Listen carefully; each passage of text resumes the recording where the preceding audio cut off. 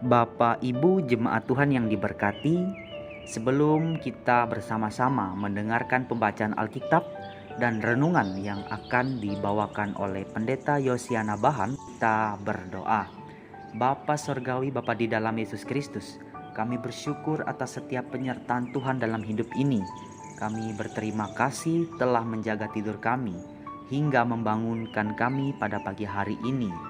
Dan Tuhan, pada kesempatan pagi ini kami bersama-sama ingin membaca akan kebenaran firman-Mu serta merenungkannya.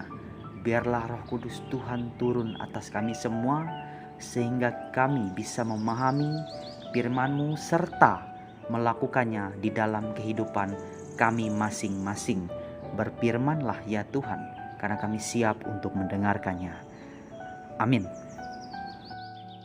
Yakobus pasal yang kelima, ayat yang pertama sampai dengan ayat yang keenam, dengan judul perikop, peringatan kepada orang kaya. Jadi sekarang hai kamu orang-orang kaya, menangislah dan merataplah atas sengsara yang akan menimpa kamu. Kekayaanmu sudah busuk dan pakaianmu telah dimakan ngengat. Emas dan perakmu sudah berkarat, dan karatnya akan menjadi kesaksian terhadap kamu dan akan memakan dagingmu seperti api. Kamu telah mengumpulkan harta pada hari-hari yang sedang berakhir. Sesungguhnya telah terdengar teriakan besar, karena upah yang kamu tahan dari buruh yang telah menuai hasil ladangmu, dan telah sampai ke telinga Tuhan semesta alam keluhan mereka yang menyabit panenmu. Dalam kemewahan kamu telah hidup dan berpoya-poya di bumi. Kamu telah memuaskan hatimu sama seperti pada hari penyembelihan. Kamu telah menghukum, bahkan membunuh orang yang benar, dan ia tidak dapat melawan kamu. Sedemikian jauh pembacaan Alkitab kita. Yang berbahagia ialah mereka yang mendengarkan firman Tuhan dan yang memeliharanya. Amin. Shalom, Bapak Ibu Saudara yang terkasih dalam Tuhan Yesus Kristus. Pada hari ini saya mengajak kita merenungkan firman Tuhan dalam tema hati dan harta. Salahkah apabila orang Kristen menjadi orang kaya? Jawabannya tergantung. Jika kekayaan itu dipergunakan sebagai alat untuk melayani Tuhan dan sesama, sehingga membuahkan kehidupan yang lebih baik bagi dirinya dan orang lain, maka keadaan menjadi kaya itu tidak akan menjadi situasi yang salah. Tetapi jika keadaan menjadi kaya merupakan tuan yang mengontrol dan mengendalikan kehidupan seseorang, maka keberadaan itulah yang bisa menjadi keadaan yang salah. Peringatan ini kita dapatkan dalam perikop kita pada hari ini. Dan kuncinya adalah hati-hatilah dengan hati kita. Firman Tuhan di dalam Amsal 4 ayat yang ke-23 mengatakan, jagalah hatimu dengan segala kewaspadaan, karena dari situlah terpancar kehidupan. Dan Tuhan Yesus mengingatkan, di mana hartamu berada, di situ hatimu berada. Kekayaan dapat menjadi berkat, dapat juga menjadi kutuk.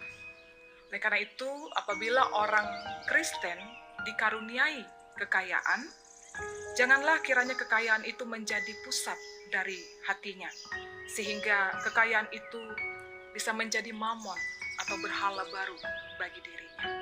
Bapak Ibu Saudara, oleh karena itu, kita boleh belajar dari firman Tuhan hari ini, ada dua gejala yang patut kita waspadai ketika kita diizinkan Tuhan ada dalam situasi atau dikaruniai kekayaan. Yang pertama, mengumpulkan harta sebagai tujuan hidup.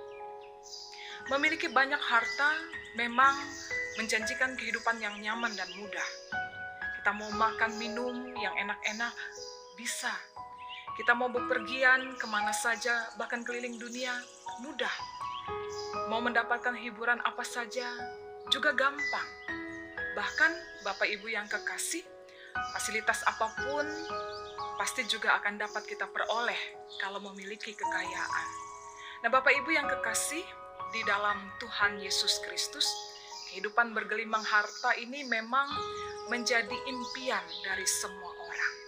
Tetapi Bapak Ibu yang kekasih, kita diingatkan, meski kita juga harus bekerja, Tuhan mengingatkan kita supaya kita jangan malas bekerja.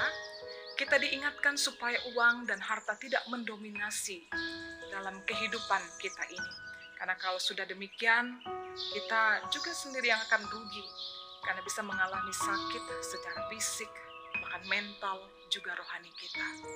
Bapak Ibu yang kekasih di dalam Tuhan Yesus Kristus, ketika mengumpulkan harta ini menjadi tujuan kita, maka dia juga akan membawa kita pada kecenderungan sifat serakah dan rakus, yang juga membawa kita kepada sifat yang lain, yaitu pelit atau jauh dari kemurahan hati.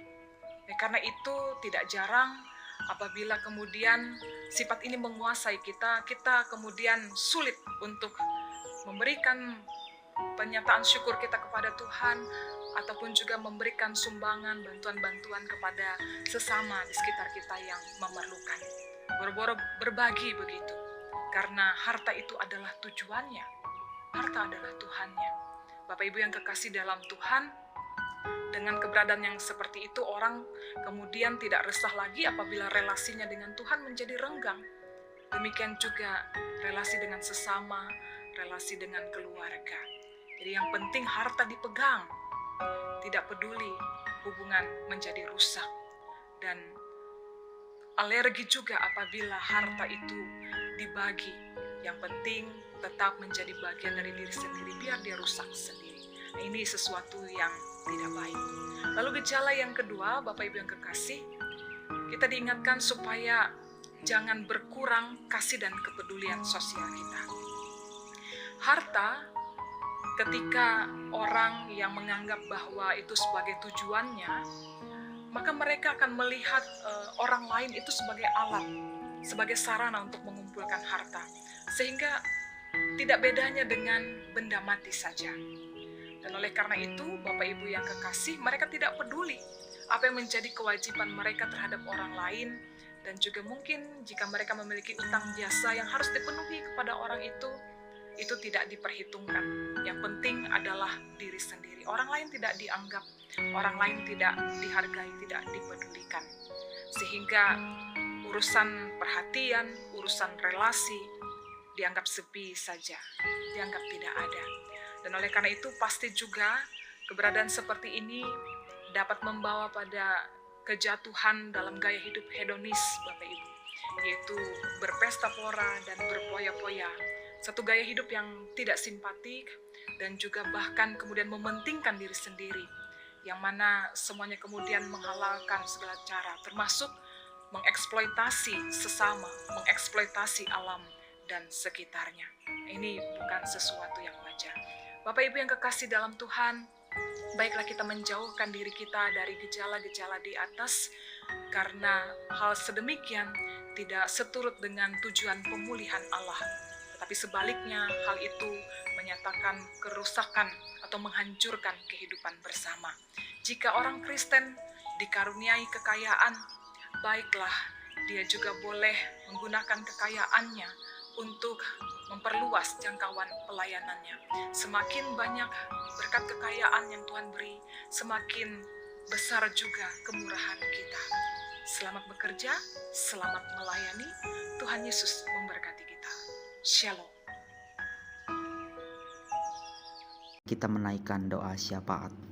Bapa Sorgawi, Bapa di dalam Yesus Kristus, terima kasih atas firman yang telah bersama kami dengarkan. Biarlah firman-Mu tetap hidup di dalam kami, supaya firman-Mu dapat menuntun langkah kehidupan kami ke arah yang lebih baik lagi. Bapa Sorgawi, terkhususnya pada bencana yang terjadi saat ini, yaitu pandemi COVID-19 dan banjir yang melanda wilayah Kalimantan. Melewati itu semua, kami meyakini Tuhan turut beserta dengan kami, sehingga bencana ini bisa berlalu. Untuk pemerintah yang menangani bencana saat ini, biarlah Tuhan selalu memberkati mereka, melindungi bahkan menjaga mereka, sehingga mereka tetap terus dikuatkan, bahkan dijauhkan dari segala macam mara bahaya. bagi saudara kami yang saat ini terpapar COVID-19, sedang terbaring lemah di rumah sakit maupun isolasi mandiri, yang tengah dalam keterpurukannya, biarlah Tuhan senantiasa menjaga, merawat, serta menyembuhkan saudara kami, supaya mampu kembali menjalankan kehidupannya, serta melakukan tugas dan tanggung jawabnya. Dan bagi kami saat ini yang terdampak COVID-19, yang secara langsung menghambat pekerjaan kami sehingga mengalami krisis ekonomi, biarlah Tuhan selalu berserta kepada kami, memberikan kekuatan, kesehatan serta semangat untuk kami menjalankan setiap pekerjaan kami. Kami tetap terus mendukung pemerintah ya Tuhan dalam menekan penyebaran COVID-19 dengan mematuhi protokol kesehatan sehingga pandemi ini cepat berlalu. Bagi saudara kami yang pada saat ini juga terkena dampak banjir di wilayah Kalimantan, Tuhan menguatkan serta menolong mereka dalam menjalani kehidupan sehingga mereka tetap terus berpengharapan kepadamu ya Tuhan. Diberkatilah setiap orang yang membantu dengan sukacita, baik itu secara doa maupun bantuan berupa dana, pakaian, serta makanan. Bapa kami yang di sorga, dikuduskanlah namamu, datanglah kerajaanmu, jadilah kehendak-Mu di bumi seperti di sorga.